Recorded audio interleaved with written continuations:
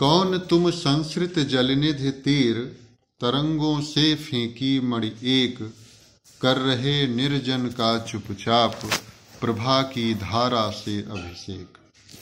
ये श्रद्धा पूछती है मनु से कि तुम कौन हो जो यहाँ पर जल निधि भव सागर के और जो सागर के जलराशि है, विशाल सागर है, इसके पास किनारे इसके तुम बैठे हुए हो और ऐसा प्रतीत हो रहा है जैसे कि इसके तरंगों से कोई एक मणि जैसे सुंदर होती है और अमूल्य होती है, महत्वपूर्ण होती है, उसी तरह तुम्हें इस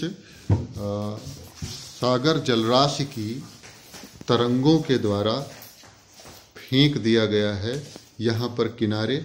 और तुम यहाँ पर निर्जन की जो शांति है, उस निर्जन की शांति में जो है अपनी उपस्थिति से उसमें मंगल अभिषेक कर रहे हो। अब इसके पश्चात अगले उसको देखिए। मधुर विश्रांत और एकांत, जगत का सुलझा हुआ रहस्य, एक करुणा में सुंदर मौन और चंचल मन का आलस्य। कि इस स्थान पर बहुत ही मधुर एकांत है, मधुर विश्रांत है और तुम्हारी उपस्थिति से ऐसा प्रतीत होता है कि जगत का जो रहस्य है वो सुलझ गया है। और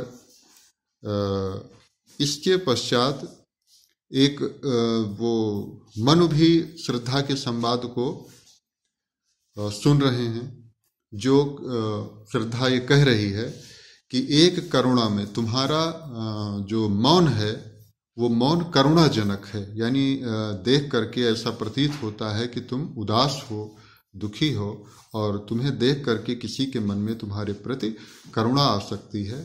और चंचल मन का आलस्य, और ऐसा लगता है जो मन चंचल रहता है, जो हमेशा कुछ न कुछ करने को उत्सुक होता है, तत्पर रहता है, वो आलसी होकर के यहाँ पर इस तरह से शांत और उदास होकर के, व्यथित होकर के बैठा हुआ है। अब इसके बाद ये तो जो 8 पंक्तियां थी, इसमें श्रद्धा का संवाद था। और इसके बाद अब मनु ने जब ये सुना तो उसके बारे में क्या लिखा हुआ है आगे। सुना यह मनु ने मधु गुंजार, मधुकरी का सा जब सानंद, किए मुख नीचा कमल समान, प्रथम कवि का ज्यों सुंदर छंद। मनु ने यह मधु गुंजार यानी कि मधुर, अच्छा, सुंदर, मिठास भरा, गुंजार यानी कि जो कोई भंवरा जिस तरह से गुंजन करता है, यानी कि कुछ जो ध्वनि, कुछ आवाज, जो श्रद्धा की मधुर आवाज थी, वो जब सुनी, किसने सुनी? मनु ने सुनी। और वो कैसी आवाज थी? ऐसी आवाज जैसे कोई मधुकरी यानी कोई भ्रमरी, भंवरा नहीं, कोई भंवरी जिस तरह से गुंजन करे और अच्छा लगे, आनंदपूर्ण हो, उसी तरह से आनंदपूर्ण आवाज मनु को किसी मानव की आवाज पहली बार सुनाई दी तो उन्हें वो बहुत ही मिठास भरी लगेगी, ये स्वाभाविक है। किए मुख नीचा कमल समान, प्रथम कवि का ज्यों सुंदर छंद। और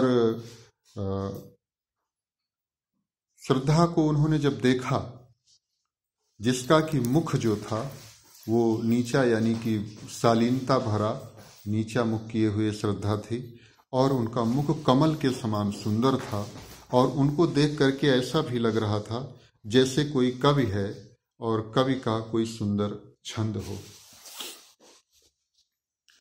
एक झटका सा लगा सहर्ष, निरखने लगे लुटे से कौन, गा रहा यह सुंदर संगीत, कुतूहल रह न सका फिर मौन।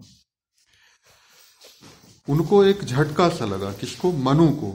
कैसा झटका लगा? क्योंकि वो ये समझ रहे थे कि पूरी प्रलय के द्वारा पूरी दुनिया सागर के द्वारा जलमय हो चुकी है, और जल प्रलय में समस्त संसार मिट चुका है और कोई शेष नहीं बचा है। तो जब उन्होंने श्रद्धा के ये वचन, श्रद्धा को देखा और श्रद्धा के ये बातें सुनी, तो उनको एक झटका सा लगा। वो निरखने लगे, यानी कि वो ध्यान से देखने लगे, चौंक करके देखने लगे। जो लुट चुके थे, यानी जिन्हें लगा था कि उनका सब कुछ, उनके सभी प्रियजन वो सब नहीं रहे, तो वो ये देखने लगे कि ये कौन गा रहा सुंदर संगीत। निरखने लगे लुटे से, कौन गा रहा यह सुंदर संगीत। ये वो कौन है जो ये इस तरह से बोल रहा है, और उसकी जो बात है, उसका जो बोलना है, उसके जो मुख से निकली ध्वनि है, वो एक सुंदर संगीत की तरह लग रही है। और फिर उनके जो मौन धारण किए हुए थे, जो अभी तक चुपचाप बैठे हुए थे, व्यथित होकर के, उदास होकर के इस जय प्रलय के पश्चात, उनका वो मौन कायम नहीं रह सका, क्योंकि मन में कौतूहल पैदा हुआ, उत्सुकता पैदा हुई ये जानने की कि कोई दूसरा भी जीवित है। और जब उन्होंने श्रद्धा की ओर देखा, तो श्रद्धा की ओर देख करके क्या उनको लगा, ये आगे की पंक्ति में देखिए।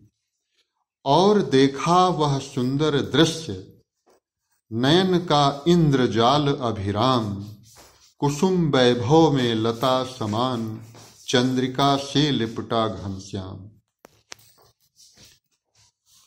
और देखा वह सुंदर दृश्य, यानी श्रद्धा को देखने का जो दृश्य था बहुत ही सुंदर था। नयनों को, यानी कि आंखों को, मनु की आंखों को एक जादू, इंद्रजाल मीन्स एक जादू बिल्कुल से बांधने वाला था। इतना सुंदर दृश्य था। अभिराम मीन्स सुंदर। वो सुंदर दृश्य जो था वो नयनों को बांध लेने वाला था, आंखों को बांध लेने वाला था। कुसुम वैभव में लता समान, चंद्रिका से लिपटा घनश्याम। श्रद्धा की सुंदरता का यहाँ पर वर्णन है कि वो ऐसे दिख रही थी जैसे कुसुम वैभव, यानी कि जहाँ पर फूलों के सारे वैभव में जिस तरह एक लता हो, जिस तरह से घनश्याम काले, उसका मुखड़ा कैसा था कि जैसे काले बाल थे, तो वो काले बाल काले बादल हो गए, और उन काले बादलों के बीच में चंद्रमा हो। चंद्रमा से जिस तरह काले बादल लिपटे होते हैं, ऐसे मुख के चारों ओर, चंद्रमा के मुख के चारों ओर श्रद्धा के काले बाल थे। तो वो दृश्य उत्पन्न हो रहा था जैसे कि सुंदर चंद्र के चारों ओर घनश्याम यानी काले बादल हैं। हृदय की अनुकृत बाह्य उदार, एक लंबी काया उन्मुक्त, मधुपवन क्रीडित ज्यों शिशुशाल, सुशोभित हो सौरभ संयुक्त। कि और उनको श्रद्धा को देख करके, अब यहाँ पर जो ये सारी पंक्तियां हैं, ये श्रद्धा के का ही वर्णन है, श्रद्धा के सुंदरता का वर्णन है, श्रद्धा के गुणों का वर्णन है। कि वो ऐसे लग रही थी जैसे कोई हृदय की अनुकृति हो, यानी कि हृदय की नकल हो, हृदय की जो है बिल्कुल बनावट हो। इतनी उसका जो उस आकृति थी वो इस तरह से थी।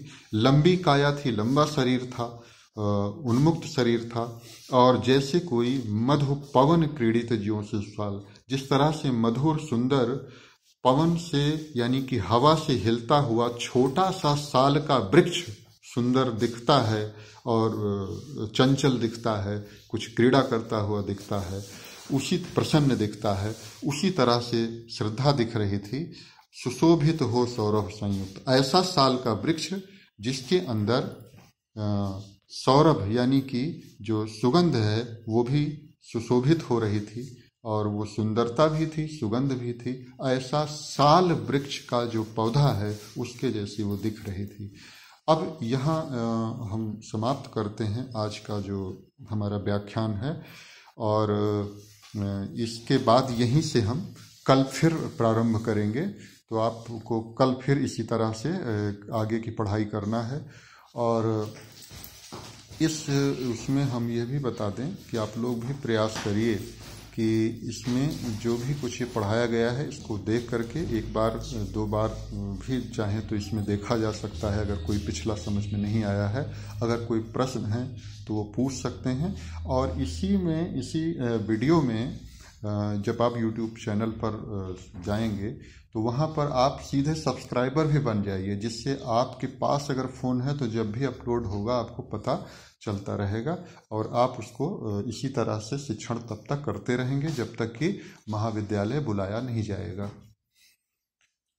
और इसके साथ साथ जो पत्रिका के लिए जो छात्राएं अपनी कोई कविता, लेख, कहानी कुछ लिख करके, कुछ भी कोई जानकारी, कोई रोचक जानकारी, कोई तथ्य जो लिख करके देना चाहते हैं, वो इस बात के लिए ग्रुप में भी मैसेज भेज दें कि उनके पास उनकी सामग्री तैयार हो चुकी है और फिर हम संपर्क करके उससे मंगा लेंगे।